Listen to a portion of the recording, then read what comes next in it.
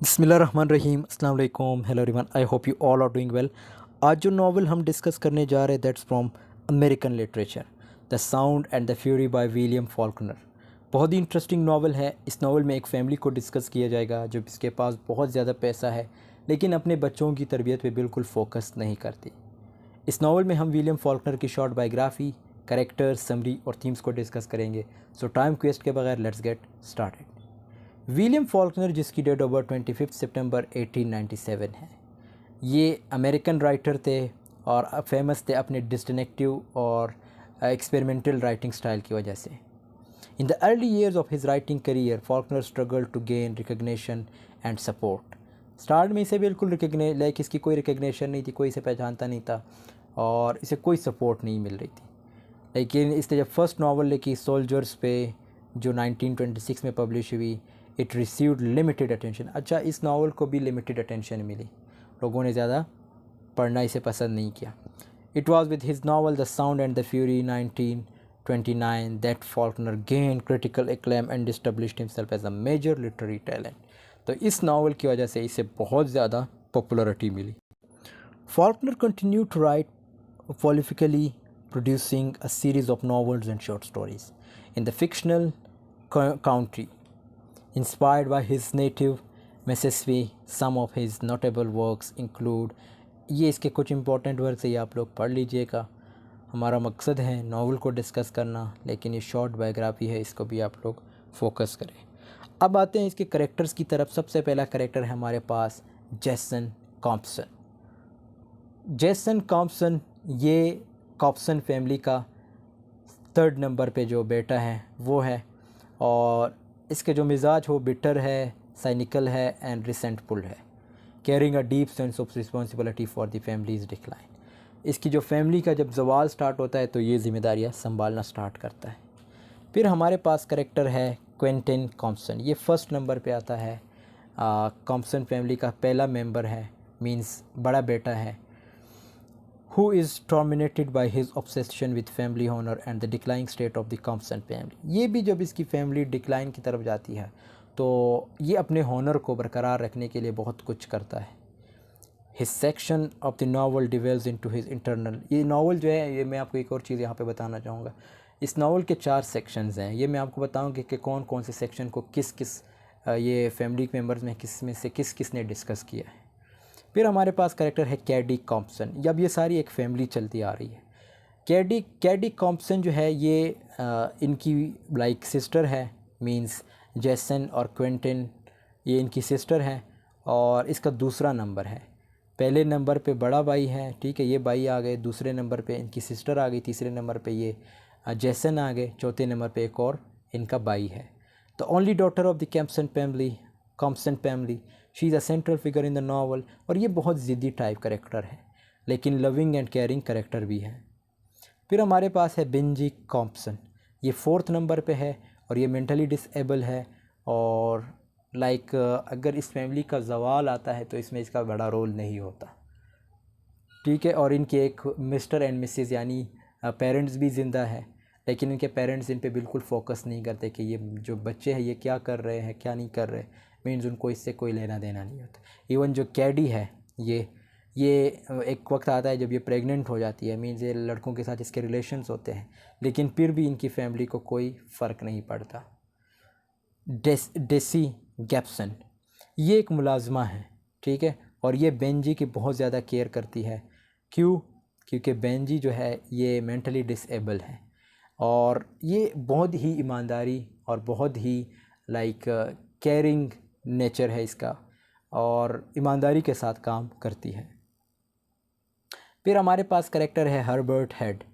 ये जो है कैडी कॉम्पसन का हस्बैंड है, लेकिन हस्बैंड कैसे बनता है ये जब हम इसकी समरी डिस्कस करेंगे आपको बेहतर समझ आएगी।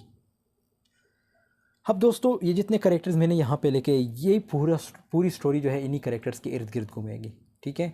यही करेक्टर्स के इर्द गिर्द इसी करेक्टर्स को हम डिस्कस करेंगे पूरे समरी में। ये नावल शेक्सपियर के एक प्ले मैकबेथ से ड्रॉ किया गया है। जो मैकबेथ ने अपनी वाइफ के लिए, मैकबेथ एक करेक्टर है जो मैकबेथ ने अपनी वाइफ के लिए सुसाइड टाइम कहा था और ये इसलिए लिखा गया अमेरिका की सिविल वॉर के बाद डिक्लाइन को हाईलाइट करता है। विलियम फॉल्कनर जो कि 1897 मिसिसिपी में पैदा हुए, फॉल्कनर के बहुत सारे एंसेस्टर जो थे सिविल वॉर और रिकन्स्ट्रक्शन में इन्वॉल्व रहे। रिकन्स्ट्रक्शन ये एक ऐसा दौर था ना 1865 से लेके 1877 तक रही, जिसमें सोसाइटी को सिविल वॉर के बाद सोसाइटी को सोशली, पॉलिटिकली और इकोनॉमिकली रिकन्स्ट्रक्ट करना था, क्योंकि सिविल वॉर हुई थी, उसमें बहुत से लोगों का नुकसान हुआ। तो अब रिकन्स्ट्रक्शन का दौर आया। तो रिकन्स्ट्रक्शन का दौर कब स्टार्ट हुआ? 1865 से लेके 1877 तक। और इसमें सोसाइटी को जो है सिविल वॉर के बाद सोसाइटी को सोशली, पॉलिटिकली और इकोनॉमिकली रिकन्स्ट्रक्ट करना था। विलियम फॉल्कनर भी साउथ के डिक्लाइन में बहुत ज़्यादा दिलचस्पी रखते थे, जिसको इसने अपने सारे वर्क्स में ज़ाहिर किया गया इसमें। और इस नावल में एक और चीज़ मैं बताना चाहूँगा कि इस नावल में स्ट्रीम ऑफ कॉन्शियसनेस की टेक्निक यूज़ की गई है। और इसकी जो माहिर थी वो कौन थी? Virginia Woolf. वो भी बहुत ज़्यादा stream of consciousness technique use करती थी अपने नावल्स में। और स्टोरी में ब्लैक और वाइट को ऐड करके उनके ताल्लुकात को भी ज़ाहिर किया गया है। ठीक है, विलियम फॉल्कनर ने ब्लैक और वाइट को ऐड करके इनके ताल्लुकात को भी ज़ाहिर किया है कि किस तरह जो ब्लैक लोग हैं जो नौकर थे लेकिन वाइट से अखलाक में अच्छे थे। यानी विलियम फॉल्कनर ख़ुद ये क्लेम करते हैं कि जो ब्लैक थे वो हमारे वाइट लोगों से बहुत ज़्यादा अच्छे थे, अखलाक में बहुत अच्छे थे, ईमानदार थे, और उसे मैजिक नेग्रो कहा गया है। ये वर्क 1928 से 1929 की ड्यूरेशन में लिखा गया, 1929 में पब्लिश हुआ। और इसकी सेटिंग जो है, यहाँ पे मैं आपको सेटिंग भी बता रहा हूँ, अगर सेटिंग का सवाल आता है तो आप लिख सकते हैं। Mississippi MISSIPPI Mississippi and Cambridge रखी गई है। इस नावल को 4 हिस्सों में तकसीम किया गया है। पहला पार्ट जो है 7 अप्रैल 1928 से शुरू होता है, जिसको बेंजी कम्पसन नाम का एक करेक्टर एक्सप्लेन करता है। यानी ये करेक्टर जो है इसको एक्सप्लेन करता है। अब आप सोच रहे होंगे कि भाई ये करेक्टर तो मेंटली डिसेबल है, ये किस तरह एक्सप्लेन करता है? ये मैं आपको जब हम इसकी समरी की तरफ पाएंगे, यहाँ पे मैं सिर्फ आपको एक शॉर्ट हिंट दे रहा हूँ, एक प्लॉट दे रहा हूँ ताकि आपको समझ आ सके। तो पहला पार्ट मैंने क्या बताया कि बेंजी कॉम्पसन नाम का एक करेक्टर, यानी ये करेक्टर ये जो है 7 अप्रैल 1928 से शुरू होता है। बेंजी कॉम्पसन नाम का एक करेक्टर एक्सप्लेन करता है। और दूसरा हिस्सा 2 जून 1910 से, जिसे क्वेंटन कॉम्पसन यानी ये करेक्टर ये एक्सप्लेन करता है। तीसरा 6 अप्रैल 1928 जेसन कॉप्सन यानी ये करेक्टर जो है एक्सप्लेन करता है। और चौथा 1928 या 8 अप्रैल 1928 जो हमारे राइटर है विलियम फॉल्कनर वो ख़ुद एक्सप्लेन करता है। इस नावल में विलियम फॉल्कनर एक अरिस्टोक्रेटिक फैमिली यानी कॉम्पसन फैमिली की शिकस्त को बयान करता है। इस फैमिली में काफ़ी काबिल शख्सियत लोग पैदा हुए, लेकिन सब जो सब हालात से महरूम हो चुके थे। मिस्टर एंड मिसिस कॉम्पसन, जिनको अपनी औलाद की तरबियत का कोई गम नहीं। अब यहाँ से दोस्तों स्टोरी की शुरुआत करते हैं। मिस्टर एंड मिसिस कॉम्पसन ये इनके पेरेंट्स हैं, जिनको अपनी औलाद की तरबियत का कोई गम नहीं, कोई फ़िक्र नहीं है। मिस्टर कॉम्पसन जो है ड्रिंकिंग करता है, लापरवाह है। मिसिस कॉम्पसन का भी यही हाल है, वो भी अपनी दुनिया में मगन रहती है। घर का सारा इंतज़ाम इनकी मुलाजमा ये जो करेक्टर हैं डेल्से गैप्सन, घर के सारे इंतज़ामात यानी घर के जितने भी मामूलात हैं यानी इनकी मुलाजमा डेल्से गैप्सन चलाती है। डेल्से जो है ब्लैक वुमेन है जो बहुत ही ईमानदारी से अपनी ड्यूटी सर अंजाम देती है। मिस्टर एंड मिसिस कॉप्सन के 4 बच्चे हैं। सबसे बड़ा बेटा है क्विंटन कॉप्सन, ये मैं मिटाता हूँ ताकि आपको समझ आ सके। सबसे बड़ा बेटा है क्विंटन कॉप्सन जो बहुत ही सेंसिटिव और हार्वर्ड यूनिवर्सिटी का स्टूडेंट है। मिस्टर कॉप्सन ने अपनी जायदाद का बड़ा हिस्सा बेचकर इसका एडमिशन हार्वर्ड यूनिवर्सिटी में करवाया था। दूसरे नंबर पर इसकी बहन कैडी, ये जो करेक्टर है कैडी कॉम्पसन है, जो बहुत ही ज़िद्दी लड़की है लेकिन लविंग एंड केयरिंग भी है। तीसरे नंबर पे जैसन कॉप्सन है ये, जो बहुत ही लालची है। और आखिरी बेटा जो है बेंजे, ये बेंजे कॉप्सन जो है, जो डिसेबल है, बोलने से कासिर है। मिस्टर एंड मिसेस कॉप्सन की तरह इनके बच्चे भी ख़ानदान की तबाही में बराबर के शरीक है। कहानी का पहला हिस्सा एज आई सेड के बेंजे, मैं ये मिटाता हूँ ताकि आपको समझ आए। बेंजे कॉप्सन कहानी का पहला पार्ट जो है बेंजे कॉप्सन एक्सप्लेन करता है, और इसकी 33 ये मीन्स लाइक 33वां बर्थडे से शुरू होती है।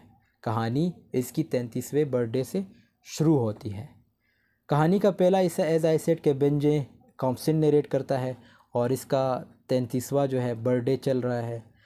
अब ये पार्ट जो है स्ट्रीम ऑफ कॉन्शियसनेस की टेक्निक में लिखा गया है। मैंने आपको एक चीज़ बताई थी कि ये जो बेंजे कॉप्सन है ये डिसेबल है, बोल नहीं सकता, ठीक है। तो अब आप सोच रहे हैं कि ये किस तरह नरेट कर रहा है। ये जो है यहाँ पे स्ट्रीम ऑफ कॉन्शियसनेस की टेक्निक में लिखा गया है, यानी बेंजे सारा दिन अपने फास्ट के बारे में सोचता रहता है। स्ट्रीम ऑफ कॉन्शियसनेस का क्या मतलब है? जब आप एक सोच से दूसरे सोच की तरफ छलांग लगाते हो, ठीक है। तो यहाँ पे जो बेंजे कॉप्सन है वो अपने पास्ट में, यानी बचपन में उसने जो कुछ किया था या जो कुछ उसने देखा था उसके बारे में, अपने पास्ट के बारे में सोचता रहता है। ये सोचता है कि किस तरह बचपन में कैडी यानी उसकी जो सिस्टर है उसका ख़याल रखा करती थी, और कैडी ने छोटी एज में लोगों से ताल्लुकात कायम कर लिए थे। फिर कैडी जो है प्रेग्नेंट हो गई, लेकिन वो ये भी नहीं जानती थी कि आखिर ये सब कैसे हुआ। मींस कैडी के इतने लोगों के साथ ताल्लुकात है कि उसे ये नहीं पता था कि मैं प्रेग्नेंट कैसे हुई। एज आई सेड कि यहाँ पे जो मिस्टर एंड मिसेस कॉप्सन है ये अपने बच्चों का बिल्कुल केयर नहीं करते। तो कैडी को बिल्कुल पता नहीं था कि मतलब मेरी प्रेगनेंसी की वजह क्या है, ये सब कुछ कैसे हुआ और किस से मैं प्रेग्नेंट हुई। क्वेंटिन ये अपने ऊपर लेने की कोशिश करता है, लेकिन मिस्टर कॉप्सन उसे डांटता है और उसे हार्वर्ड यूनिवर्सिटी भेज देता है। मिस्टर कॉप्सन इस वाक़ये को कोई ख़ास अहमियत ही नहीं देता। कैडी अपने इस हरकत पर पर्दा डालने के लिए एक लड़के से शादी कर लेती है जिसका नाम है हर्बर्ट हेड। यानी कैडी अपने इस हरकत को छुपाने के लिए, प्रेगनेंसी जो है, जब ये प्रेग्नेंट थी, इस चीज़ को छुपाने के लिए ये एक लड़के का यूज़ करती है, एक लड़के से शादी करती है जिसका नाम है हर्बर्ट हेड। लेकिन हर्बर्ट को जब सच्चाई का पता चलता है तो वो कैडी को डिवोर्स दे देता है। क्वेंटिन ये जो करेक्टर है, क्वेंटिन जो बहुत ही एहसासमंद था, यानी सेंसिटिव बंदा था, वो ये सब बर्दाश्त नहीं कर पाता है और ख़ुदकुशी कर लेता है। यानी अपनी ये सिस्टर की ये हरकत देख के वो ख़ुदकुशी कर लेता है, और फिर जब उसकी सिस्टर को डिवोर्स होता है तो ये चीज़ देखकर वो ख़ुदकुशी कर लेता है। और मिस्टर और मिसेस कॉप्सन का ये ख्वाब कि क्विंटन हार्वर्ड यूनिवर्सिटी में तालीम हासिल करे, मतलब इनकी ये ख्वाहिश थी कि ये जो इनका बेटा है क्विंटन कॉप्सन, ये हार्वर्ड यूनिवर्सिटी में तालीम हासिल करे। ये अधूरा रह गया, ये ख्वाब इनका अधूरा रह जाता है। अब कॉप्सन फैमिली जो है अपनी बेटी यानी कैडी से तमाम ताल्लुकात तोड़ देते हैं और कैडी को घर से यानी अपनी बेटी को घर से निकाल दिया जाता है। कुछ टाइम बाद कैडी के यहाँ बेटी पैदा हो जाती है जिसका नाम है मिस क्विंटन, ठीक है, MISSQUENTIN। कैडी की एक बेटी पैदा होती है। जब इसे घर से निकाला जाता है तो इसकी एक बेटी होती है जिसका नाम ये क्या रखती है, मिस क्विंटन रखा जाता है। लेकिन कॉप्सन फैमिली फिर भी उसकी बेटी को घर ले आते हैं। मतलब कैडी को इजाज़त नहीं होती कि वो घर आए, लेकिन कैडी की जो बेटी होती है मिस क्विंटन, उसको इजाज़त होती है कि वो घर आ सकती है। तो कॉप्सन जो है ये इसकी बेटी को घर ले आते हैं। अब मिस्टर कॉप्सन की भी डेथ हो गई, यानी जो मिस्टर कॉप्सन है उसकी भी डेथ हो गई। अब सारी जिम्मेदारियाँ जैसन के कंधों पर आ गई, ये इस करेक्टर के कंधों पर आ गई। और कैडी कुछ पैसे बेटी को बेचती रहती थी, लेकिन मिसिस कॉप्सन उन चेक्स को जला देती थी। अब यहाँ पे एक और चीज़ मैं आपको साथ डिस्कस करूँगा। लेकिन मिस्टर जैसन यानी ये जो जैसन कॉप्सन है नकली चेक अपनी माँ को देता था। ये इस तरह है कि जब यानी मिस क्विंटन यानी केडी जब पैसे बेचती थी अपनी बेटी के लिए, मिस क्विंटन के लिए, तो ये जो करेक्टर है जैसिन, ये क्या करता था, क्योंकि इसे पता था कि यानी जो मेरी माँ है मिसिस कॉप्सन, वो ये चेक कबूल नहीं करेगी। तो वो क्या करता था, नकली चेक दे के, और जो मिसिस कॉप्सन थे वो उन नकली चेक को जला देती थी। अब ये इस तरह हरकत क्यों करता था जैसिन, ये हरकत क्यों करता था, नकली चेक क्यों अपनी माँ को देता था? वो असली चेक अपने अकाउंट में जमा करा देता था, क्योंकि ये एक फ्रॉडियर टाइप है, डिसीवर है। ये जो जैसिन है ना, ये डिसीवर टाइप है। ये नकली चेक देता था और जो ओरिजिनल चेक होता था वो अपने अकाउंट में जमा करवा देता था। वो सबको धोखा दे रहा था। मिस क्विंटन बड़े होकर अपनी माँ से भी बदतर साबित हुई। मिस क्विंटन भी सेक्सुअल एक्टिविटीज़ में, यानी अपनी माँ की तरह, केडी कॉम्पसन की तरह इन्वॉल्व हो जाती है, और एक दिन घर से भाग जाती है और जाते हुए जैसिन के कमरे से, यानी जो ये जो करेक्टर है, इसके कमरे से बहुत बड़ी रकम चोरी कर लेती है। और बेंजी का देखभाल घर की मुलाजमा करती थी। ख़ानदान की तबाही में इसका कोई हाथ नज़र नहीं आता, लेकिन सिंबॉलिकली इसकी मेंटल इलनेस ख़ानदान की तबाही को ज़ाहिर करता है। आखिर में विलियम फॉल्कनर बेंजे के ज़रिए मुस्तकबिल में एक होप को ज़ाहिर करवाते हैं। बेंजे मुलाजमा के साथ चर्च जाता है और प्रे करता है। इससे ज़ाहिर होता है कि विलियम फॉल्कनर मुस्तकबिल से मुकम्मल तौर पे मायूस नहीं है और रोशन मुस्तकबिल की उम्मीद में है। तो दोस्तों, यहाँ पे स्टोरी की एंडिंग होती है। अब इसके अगर करेक्टर्स की बात करें, थीम्स की बात करें, सबसे पहला थीम है हमारे पास time and perfection. Faulkner expresses the theme of time and its subjective nature. The novel incorporates various narrative techniques, including non-linear storytelling, stream of consciousness, and shifting perspectives to capture the characters. तो इसमें obviously जो characters हैं उनकी बात की गई है कि किस तरह वो टाइम के साथ साथ चेंज होते रहते हैं, उनके परसेप्शंस चेंज होते रहते हैं। जिसमें हमारे पास सबसे इम्पोर्टेंट करेक्टर है जैसिन। किस तरह वो जो है अपनी फैमिली, अपनी सिस्टर केडी को धोखा दे रहा है। केडी जो है, यानी जो उसकी सिस्टर है, वो पैसे बेचती है, लेकिन ये बंदा जो है अपनी माँ को नकली चेक देता है और वो असली चेक जो है अपने बैंक में जमा कराता है। फिर हमारे पास दूसरा थीम है डिके एंड डिक्लाइन। ये तो सिंपल है, ऑब्वियसली पूरी फैमिली जो है उसका डिक्लाइन होता है, तबाह हो जाती है। उसकी मेन वजह यह है, एक तो मिस्टर एंड मिसेस कॉम्पसन अपने बच्चों का ख्याल नहीं रखती, उनकी अच्छी से तरबियत नहीं करती, क्योंकि ये ख़ुद बड़े ड्रिंकर्स होते हैं, तो ये बच्चों का क्या खाक ख्याल रखेंगे। तो इस तरह ये जो पूरी फैमिली है, कॉम्पसन फैमिली, ये तबाही की तरफ जाती है, इनका डिक्लाइन हो जाता है। फिर हमारे पास है loss and absence. Loss obviously जो हमारे पास एक करेक्टर है, इनका भाई जो बहुत ही सेंसिटिव था, उसकी डेथ हो जाती है। उसकी डेथ की वजह क्या है? क्योंकि वो जब अपनी बहन यानी केडी का डिवोर्स देखता है, जब केडी प्रेग्नेंट होती है, तो वो इन चीज़ों को बर्दाश्त नहीं कर पाता और इस तरह अपनी ज़िंदगी से हाथ धो बैठता है, ख़ुदकुशी कर लेता है। Absence, loss and absence are prevalent themes in the novel. The absence of Cady, Compson's sister, looms over the narrative, symbolizing the void and emptiness felt by the characters. Loss, whether through death, failed relationships, or shattered ideals, haunts the characters and contributors with a sense of despair and hope. यहाँ पे absence obviously again ये जो इनके parents हैं, यानी mister and Mrs कॉप्सन, उनकी लापरवाही कि किस तरह वो एब्सेंट रहते हैं, यानी उनकी देखभाल से अपने आप को दूर रखते हैं, अपने बच्चों की देखभाल से अपने आप को दूर रखते हैं। और उसके लिए इन्होंने क्या किया होता है, एक लड़की को हायर किया होता है, एक ब्लैक वुमेन को, जो इनका केयर करती है।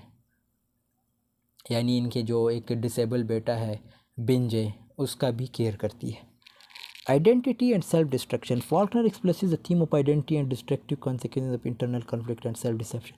The characters struggle with their own sense of self, trying to establish their identities amidst societal expectations and personal limitations. The destructive behaviors and self-sabotage exhibited by some characters reflect their disparate attempts to find meaning and control in a world that feels unstable. यहाँ पे आप कह सकते हैं कि एक जो कुछ ऐसे करेक्टर्स यहाँ पे मेंशन भी है जो बहुत से काम करके तंग आ जाते हैं, ठीक है। मतलब एक तो जैसे जेसन है, वो क्या करता है, लोगों को धोखा दे रहा है, यानी अपनी फैमिली तक के लोगों को धोखा दे रहा है। दूसरा करेक्टर सेंसिटिव भी है, और इस तरह इनको ये नहीं पता कि हमारी आइडेंटिटी है क्या। यानी एक तो इनके जो एंसेस्टर्स थे वो बहुत अच्छे थे, लेकिन ये फैमिली डिक्लाइन की तरफ तब जाती है जब इनके पेरेंट्स इनसे हाथ उठाती है। हाथ उठाने से मुराद ये है कि जब इनकी देखभाल करना छोड़ दें, अपने बच्चों की देखभाल करना छोड़ देते, तो तब ये जो है डिक्लाइन, यानी अपनी आइडेंटिटी की तलाश में रहते हैं ये जो करेक्टर्स होते हैं कि हमारी आइडेंटिटी है क्या। इसी तरह ये अपने आप को सेल्फ, यानी अपनी जो है अपने आप को तबाह कर रहे होते हैं। जिस तरह एक करेक्टर है वो अपने ख़ुदकुशी कर लेता है, दूसरी जो करेक्टर है जैसे कैडी है, उसको ये नहीं पता कि मेरी आइडेंटिटी क्या है, और लोगों के साथ, लड़कों के साथ रिलेशंस में रहती है, फिर प्रेग्नेंट हो जाती है। और इसी तरह दूसरा जो करेक्टर है बिंजे, जो डिसेबल है, उसकी खिदमत कौन कर रहा है, उसे ये नहीं पता कि मैं कौन हूँ, मतलब मेरी आइडेंटिटी क्या है, तो उसकी खिदमत भी कोई मुलाजमा कर रही होती है। सो दोस्तों, this was all about today's. I hope आपको ये वीडियो पसंद आई होगी। पसंद आई तो ज़रूर लाइक कमेंट शेयर कीजिएगा। मिलते हैं नेक्स्ट वीडियो में, तब तक के लिए अल्लाह हाफ़िज़, टेक केयर।